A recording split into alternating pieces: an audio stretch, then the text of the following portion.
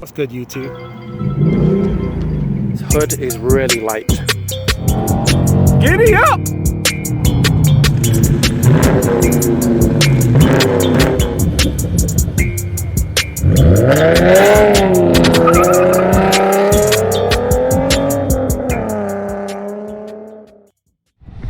So starting off at the front of the car, I'm still loving the look at the front and loving this front grille. I think it looks aggressive, and as you see, you get these two hood lines that go up. They're very faint. It's kind of hard to see against this paint, but it does give the hood a little bit of a rise.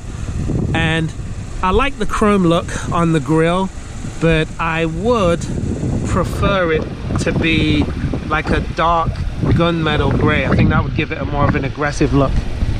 It's windy, so I apologize about the wind. And then if you look down here, you can see something for the intercooler. At least that's what it looks like. Might just be for the grill, who knows. But you do have these awesome LED lights. I love these things. I think it has a super slick look. And this car is obviously the rival to the Toyota Camry. So this particular model I've got, as I said, has the 2-liter turbocharged engine, which I think it feels awesome so far since I've been driving it. You can see it's got these cool 19-inch wheels. Tire size is 235 on the width, 40-inch sidewall or 40mm sidewall, and 19-inch on the diameter. So it's a decent looking wheel. It really sets the car off to have a very slick look, to be honest with you. It definitely has that cool fastback style to the car.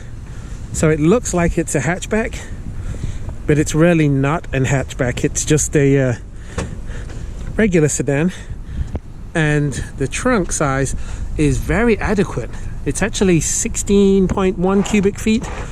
I think off the top of my head, I'll put that on the screen. But you actually get a spare under here too, which a lot of cars don't. They just come with a fixer flat kit. And then you get these cool mats, plastic mats, all-weather mats, and you get this, which protects the carpet on the inside. So I'm actually rather impressed with the trunk size and the back of the car. Some people don't really like the tail lights. I'm actually liking them, and I'm even liking these little exhaust tips. Now the car, being a 4-cylinder turbo, it doesn't make any kind of crazy noise when you're driving it, but it does. It sounds okay. It's not the best. It does not sound as good as the V6 Camry. But what I will show you is this. Look at my legroom. I have a ton of legroom in the back. I mean, my seat is in my driving position. I'm 6'4", and I have a lot of legroom. I actually have more legroom in the back of this car than I did in the Chrysler 300 or the Dodge Charger, and they're much larger cars. They're full-size sedans, whereas this is only a mid-size sedan. I've got about 2 inches before it even reaches the back of the seat. So somehow they've managed to pull that off and have a good trunk space. I am super impressed. The seats are comfortable. It's this cream leather interior. I probably would go for black leather.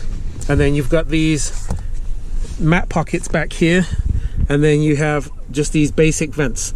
There is no USB connectivity back here, but it's still decently equipped for the back of the car. Then you got this armrest, which is actually very soft, and the back seat is actually big enough.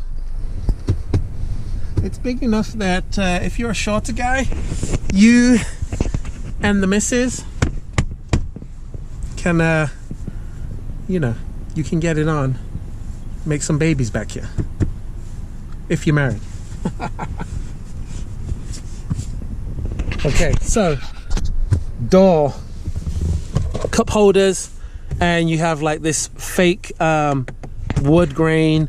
It looks tasteful, but it's obviously not real. And this particular model does come with a sunroof, which I think is quite nice, but the rear seats are actually quite comfortable. So I can't complain about that. I will also say that this car has got a really comfortable seat. The first car I drove did not have the full leather, it just had leather on the side and then cloth in the middle.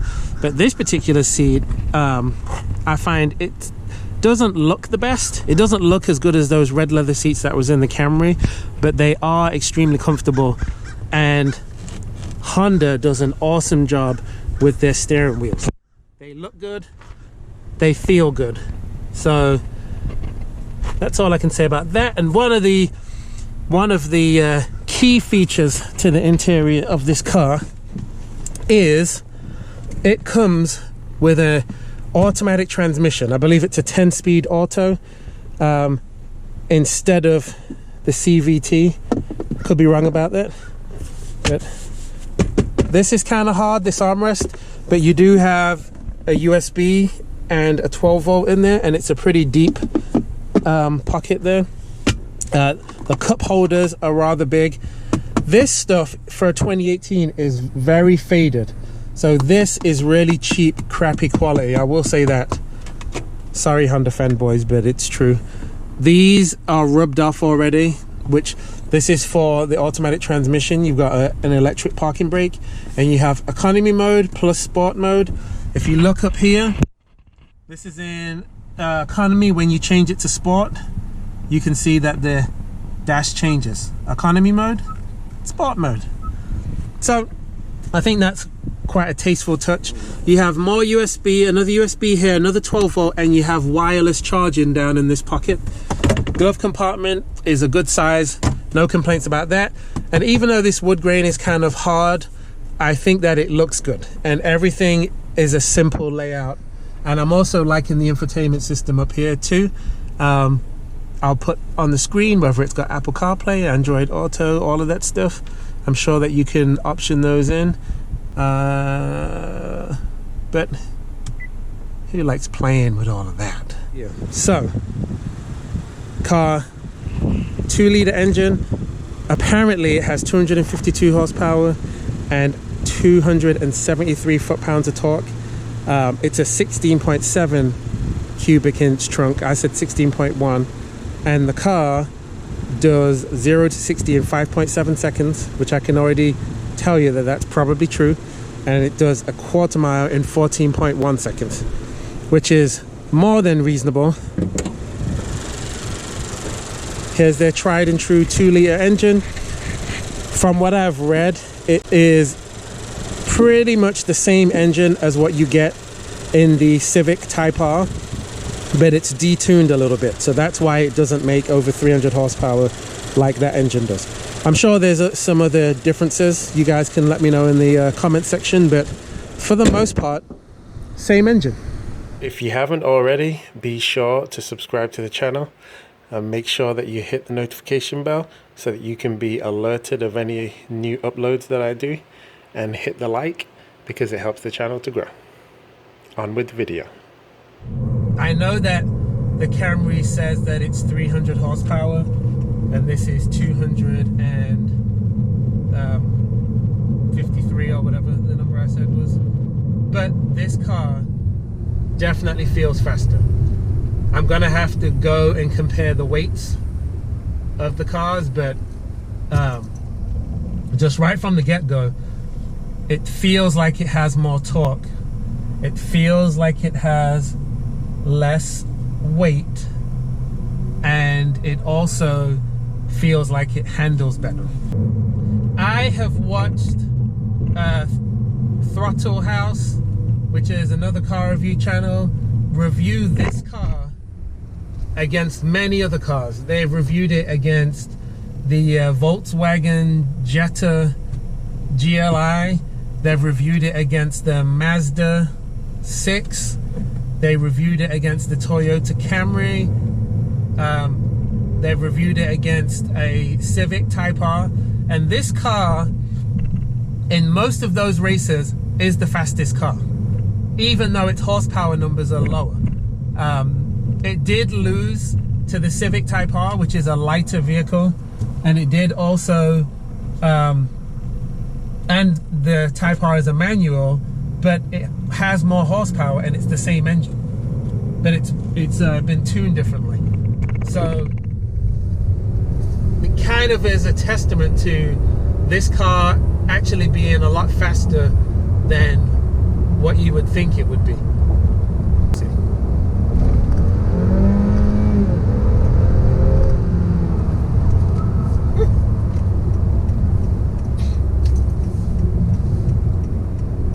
Oh yes, turning onto the highway right now.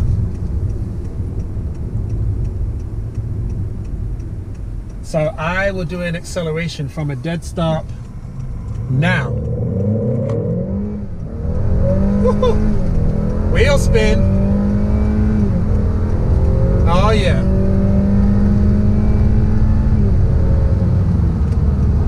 Yep. This car is definitely faster than the numbers that it shows. So as you see, this car also has a heads-up display, which is very clear. I really like that. It's a good feature. I didn't even realize that these cars came with a head-up display, so I think that that's quite a nice touch. And just the way the car is laid out in general, it's nothing crazy, nothing to go nuts about, and it's basic. And I kind of wish that this center console was not such cheap plastic, because it is a high touch area. You are going to touch these all the time, and the fact that these have worn off and the car is only 2-3 years old, that's kind of disappointing. I wish that hadn't happened already, but that aside, I like the look of it. So that's cool, and I like that you can cover up that area with the little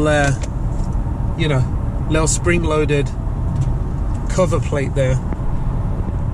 But yeah, these controls, nice and basic.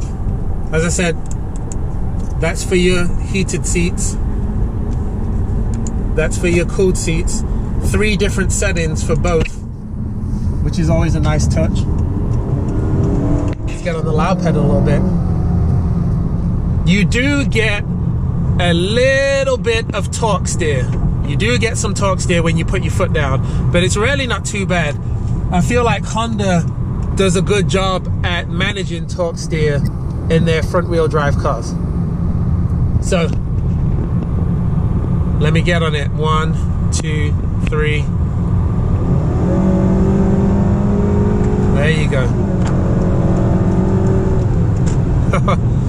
Woo! This car pulls nice. I'm really impressed. So I think I like the look of this car a little bit more than the Camry because of its not fastback design, but sportback design. I think that makes me like it a little bit more. It's a little bit more slick looking, but I do think that the Camry overall has a nicer interior. But if I had to pick between this and the Camry, I think I would actually pick this. The handling in this car is better. The steering is better. It's a faster car. It's a 4-cylinder turbo, which means if you want to make it faster, all you need to do is tune it, whereas it's going to be harder to make the Camry faster. I really like the steering wheel. The thickness feels good. It's got great 10 and 2 notches. But yeah, I think overall this car feels much peppier than its Toyota counterpart. So there's something to be said about that. I mean, look at I'm 6'4". My leg is all the way stretched out straight. All the way straight. And even my leg that goes to the gas pedal has got more than enough room, which there's really something to be said about a car that has this much room in the back and this much room in the front and still manages to give you close to 17 cubic feet as far as trunk space. Most cars don't do that. Also, this car has a really clear backup camera. I mean, it has a little bit of fuzz to it, but it also has the trajectory lines as you turn the steering wheel, shows you where you're going, which is a cool safety feature. This particular car also has very nice blind spot monitoring system, which is good. And to top it off, the wing mirrors are a really good size and you get great visibility from them. You can't say that about a lot of cars. Some cars, for styling feature, have a very small wing mirror, which then affects your visibility when you're trying to look for cars coming behind you. Okay, let's get on the pedal again.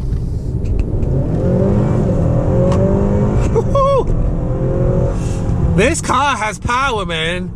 This car has power. The problem is actually not how much power it makes. The problem is being able to get the power to the ground because of traction. So if you are into Toyotas, the Toyota Camry is definitely still a good choice to pick for a car that you want to have as a family daily car. Gets good gas mileage. If you want to get the bigger engine, it's reasonably quick. But this car, in my opinion, is just a little bit better. It looks a little bit better on the exterior. It's a little bit faster. It drives a little bit more sporty. The interior quality is not as good as the Toyota. So, but other than that, I'm really impressed with this car. This one would be my pick if I wanted a mid-size sedan. I mean, it would be hard to pick the Toyota over this for me. The Maxima, probably faster than this. Probably looks just as good, but I feel like the Maxima's interior is nicer than this one. So it's gonna be tough if you're in the market for some of these mid-size sedans, but you should definitely put this one on your shortlist. So I'm gonna put my Lawson score up on the screen right now. Don't forget to comment and don't forget to like the video and subscribe. Helps my channel to grow, and I'm gonna keep trying to bring you cars that I like to drive and cars that you guys might want to see or might be thinking about buying. Have a good one.